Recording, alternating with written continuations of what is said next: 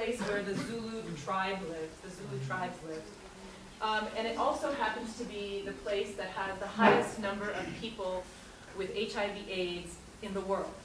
South Africa has 5.5 million people who are HIV positive.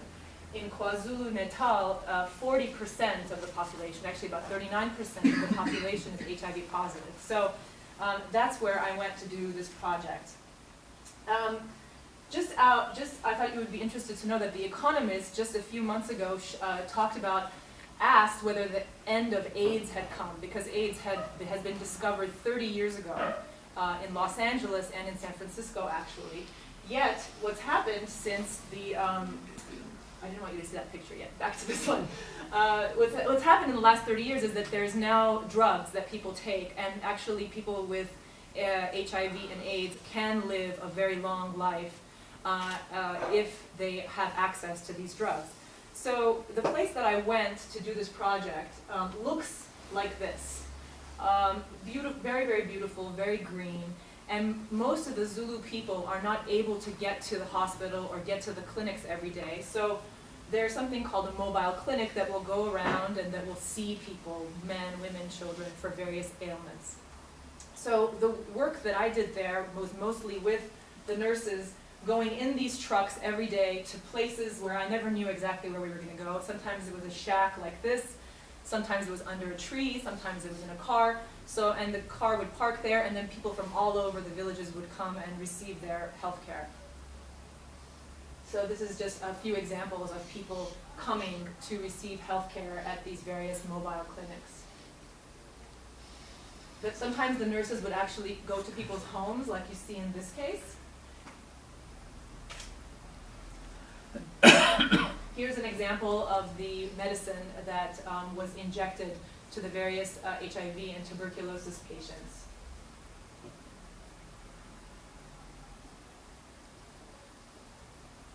Also, I went to a prison in South Africa.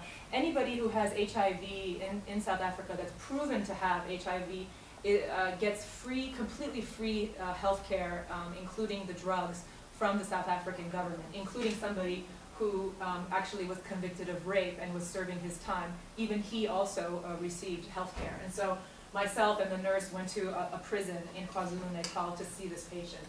So as you will learn through this presentation, oftentimes HIV and tuberculosis go hand in hand. When you have HIV, your immune system is compromised, and it's very easy to catch tuberculosis.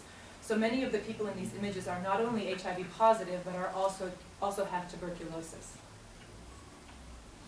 Sometimes the healthcare was done in a garage, like in this case, where many women were waiting inside of a garage to be seen by a nurse.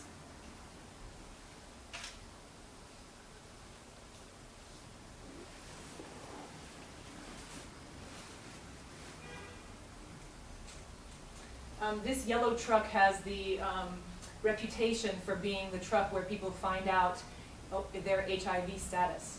So because there's no clinics, etc., in some of these rural areas, people will actually go into the back of this truck, and a nurse will prick their finger, and on the spot they will find out if they have HIV or not. So obviously this was as close as I was comfortable to get to that very personal moment. So I just photographed the patient's friend waiting to find out the result. Children, this is kind of a sweet moment of how children are weighed. Sometimes the clinics would actually happen under a tree, and all the women would come with their children, and each child was weighed this way.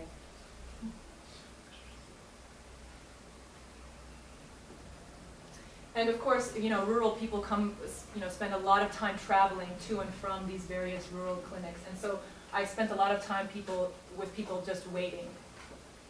And of course, walking.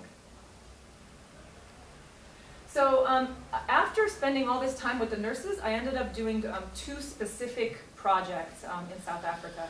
One was related to tuberculosis, and the other one was related to the face of HIV/AIDS. The first series is the tuberculosis series. So as you know, tuberculosis is a very highly contagious disease. And so people with tuberculosis mostly have to live like this, behind masks. So I decided to do a project specifically with people behind masks and do a series of masked people to kind of symbolically talk about how tuberculosis, in a way, creates a situation where you become anonymous.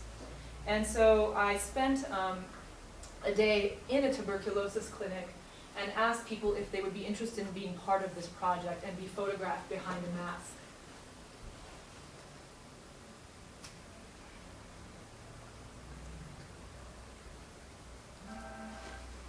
Why do they wear masks? I mean, because they can't breathe? Or? No, they're wearing a mask because it's Oh, highly it's contagious. Contagious. Yeah, and actually I was also wearing a mask, which is a whole other, possibly, it might interest you, this topic of how difficult it was actually to do this project behind a mask. I'll show you an image that relates to that now. So obviously HIV is not transferable, you know, except through blood, you know, and through sexual relationships. But tuberculosis is airborne, which is why the folks in these images are wearing masks.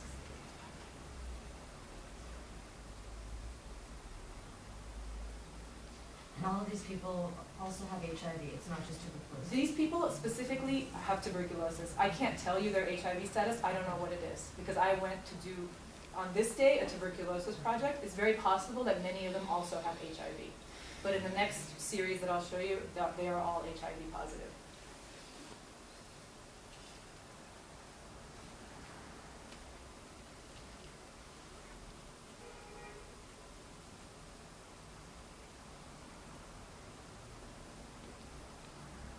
This is the bus that takes the tuberculosis patients to the tuberculosis hospital after they have been found to have tuberculosis in the main hospital.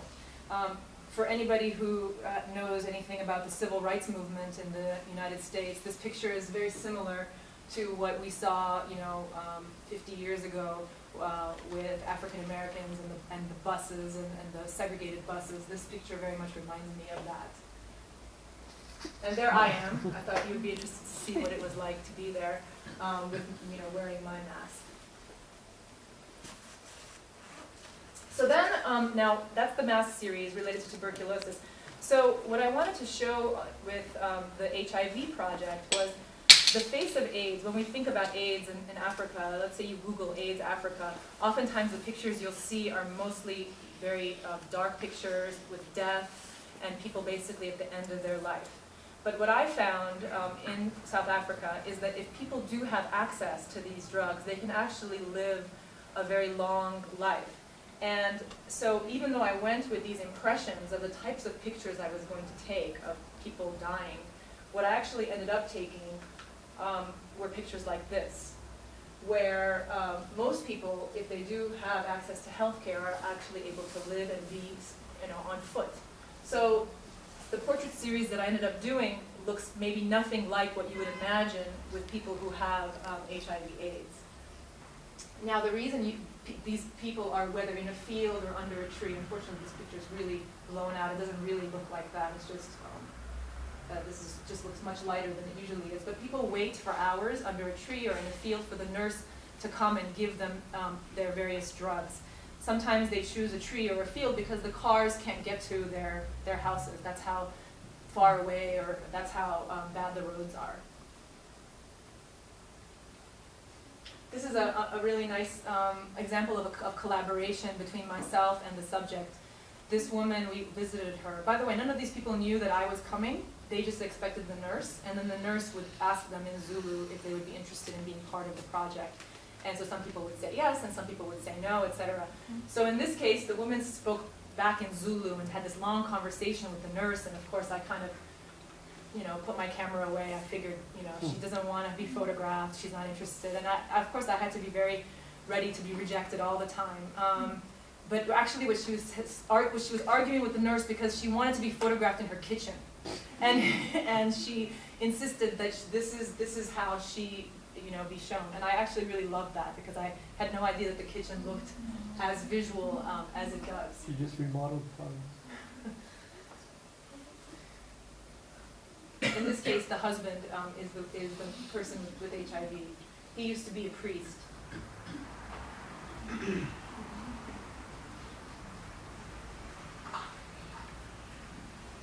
So Zulu homes look like this. They're almost always round, and they have a thatched roof.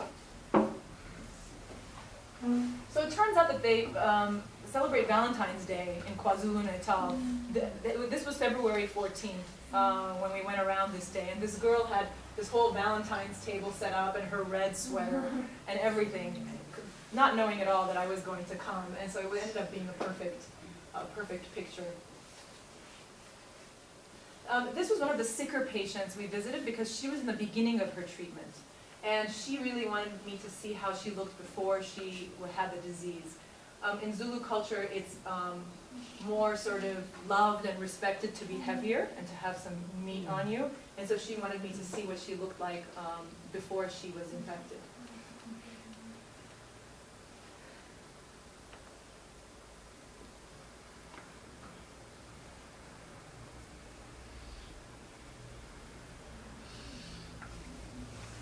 In this case, the baby has tuberculosis and the mother is HIV positive.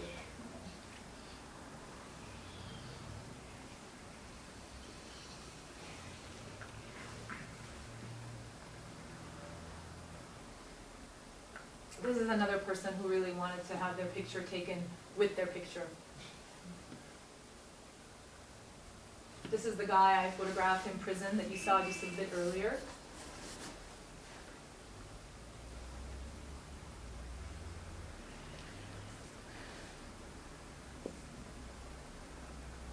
So this woman's prearranged spot every day is next to this rock where the nurse comes and sees her. And this is towards the end of my time in South Africa, and the more comfortable I became there, the more I began to actually ask people to stand in certain places. And by the time I got to this woman, I had really felt the fierce peace that many of these people had in the face of this disease, and I really wanted to represent that. So in this case, I actually asked her to stand on top of this rock, and my whole body was lying on the ground in order to shoot her this way, standing high up on this rock with the sky behind her.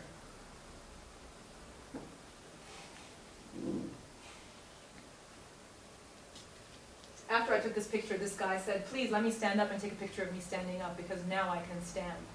The beginning of his treatment, he wasn't able to stand up, and now, because of the drugs that he's been taking, he's able to stand and walk. So at the end of my time there, I found a little Kodak kiosk and printed all the pictures that I had taken and gave it to the nurses, and the nurses passed out the pictures to the people. It ended up becoming a massive gift for the folks that I took these pictures of. Not that I thought it was going to be a massive gift. For me, I always feel bad every time I leave a project like this because I feel like I take pictures, but what do I give back? And so this was such a small thing, but it ended up becoming a really big deal. And the doctors told me later on after I left that the people were actually carrying their pictures in their medical folders or in their pockets, and it had become this sort of thing around the hospital, whether or not people had had their portrait taken. So that was South Africa, and I'm happy to answer any questions at the end about South Africa. Now we're going to come back to Armenia, and